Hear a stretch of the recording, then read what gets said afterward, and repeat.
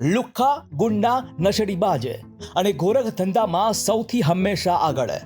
આવા હલકા શબ્દો સાંભળતા જ કઈ પાર્ટી યાદ આવે? આમ આદમી પાર્ટી.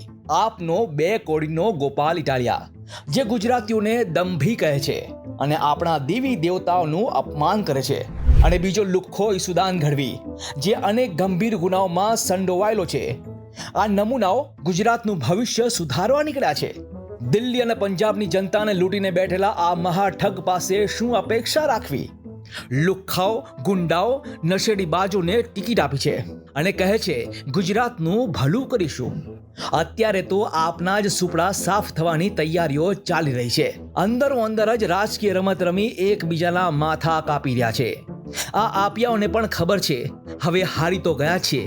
ના પહેલા કઈ થયું હતું, હવે કઈ થશે. ગુજરાતની જનતાને ગુંડા પાર્ટીનો ઇતિહાસ ખબર છે. આ ફક્ત જુઠ્ઠાણા ફેલાવતી પાર્ટી છે. હવે દરેક ગુજરાતી આજ કહે છે, આપ એટલે પાપ.